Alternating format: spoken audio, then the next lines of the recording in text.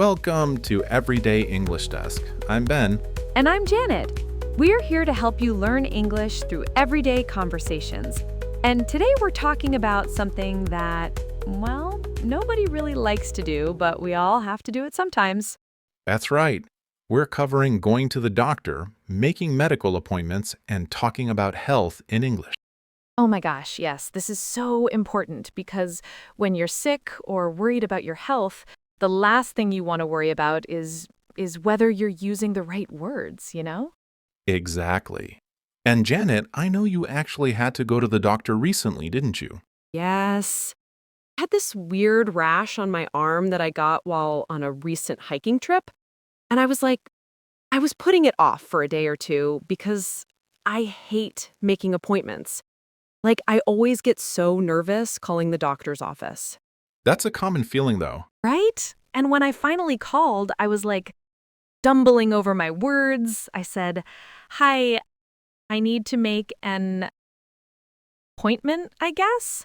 I couldn't even remember the word appointment properly. Oh no, it's so hard being on the spot like that. But that actually brings up a really good point. When you're stressed or not feeling well, it's even harder to remember vocabulary in a second language. Exactly. And I was already worried about the rash, so my brain was just not working. But the receptionist was really nice, thankfully. That's great. Friendly receptionists make all the difference.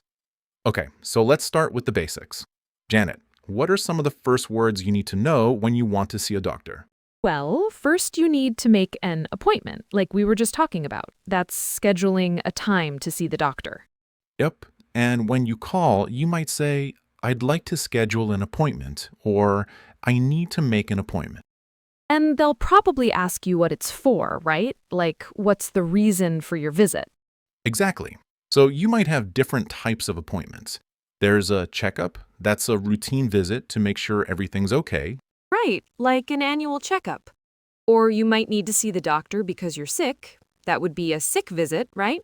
Yes. Or sometimes they call it an urgent care visit if you need to be seen quickly, but it's not an emergency.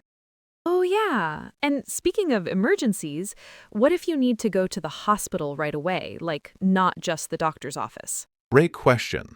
If it's a real emergency, you go to the emergency room. We usually just say ER for short. Or you might hear emergency department, although that one is less common, I think. And I also mentioned urgent care a second ago.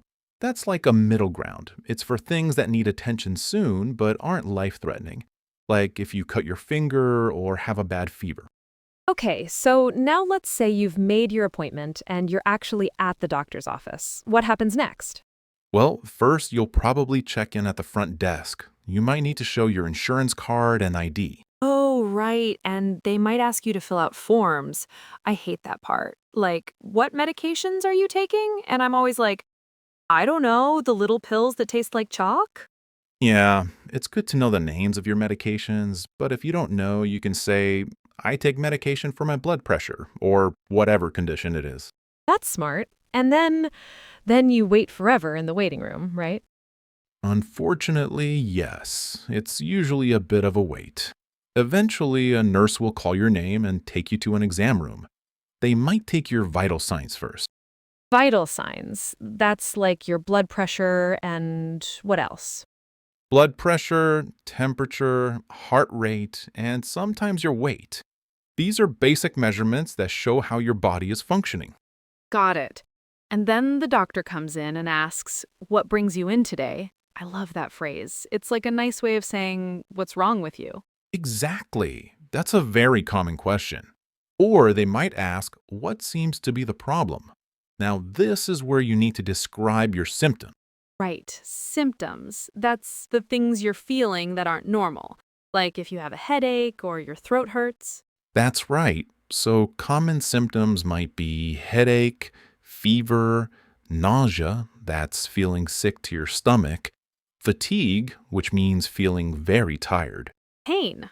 Like I have pain in my back or my knee hurts.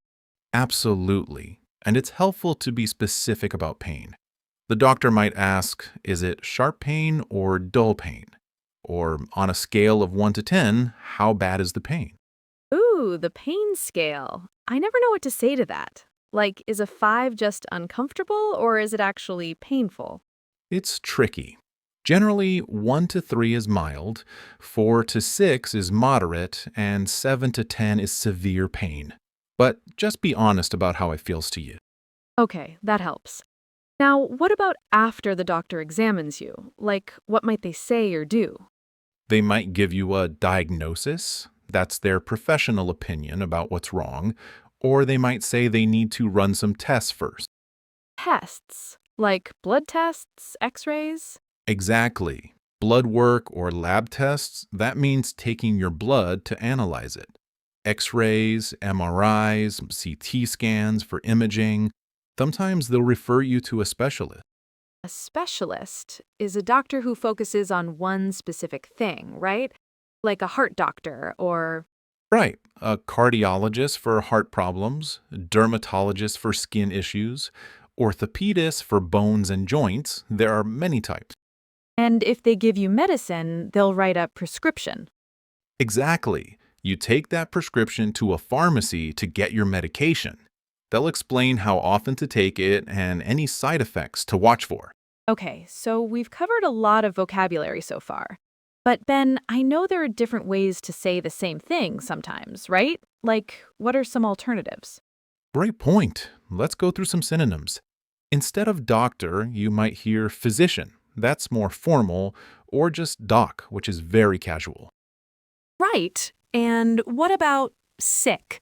You could say ill or under the weather? Yes, ill is more formal. Under the weather is a nice idiom for not feeling well. You could also say feeling unwell or not feeling so good. And instead of hurt, you could say ache, right? Like my head aches instead of my head hurts. You definitely can.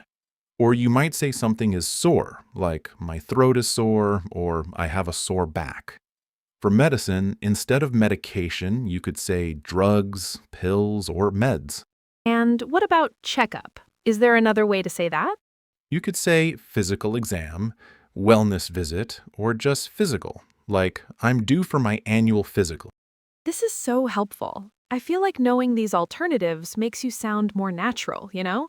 Like you're not just repeating the same word over and over. Absolutely. And remember, it's okay to ask for clarification if you don't understand something. You can say, could you repeat that? Or what does that mean?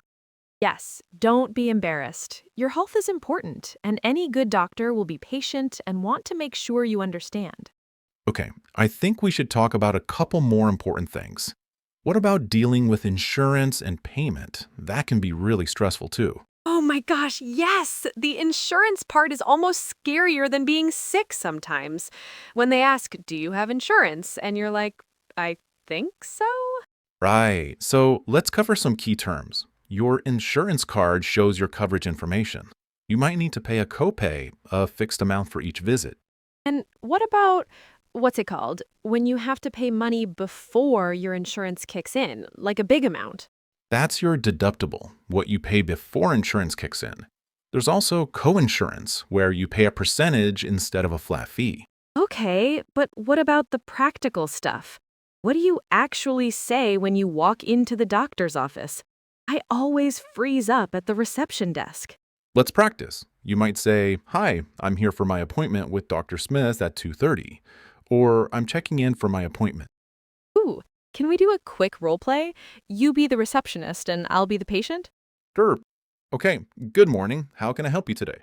Hi, I have an appointment at 10 a.m. with Dr. Johnson. My name is Janet Wilson. Perfect. I see you here on the schedule. Can I please see your insurance card and a photo ID? Sure, here you go. I also wanted to ask, what's my copay for today? Let me check. Your copay today is $25. You can pay now or after your appointment. Please fill out this form and have a seat in the waiting room. That was good.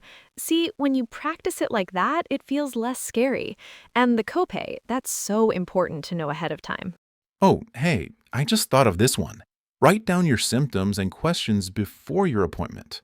When you're nervous, it's easy to forget what you wanted to ask. Great advice. And if you need to bring someone for support or translation help, just let them know when you make the appointment. That's great advice too, Janet, especially if you're still not comfortable with some of the advanced medical terms you'll hear and discuss. Okay, well, Janet, I think that's a great place to wrap up. We've covered a lot on this one. We did, and hopefully our listeners feel more confident about going to the doctor now. If you found this helpful, please like and subscribe to our channel. Your support helps us create more content to help you improve your English. And we'd love to hear from you. Leave us a comment with your own doctor visit experiences or any medical vocabulary questions you have. Thanks for tuning in to Everyday English Desk, and we'll catch you next time.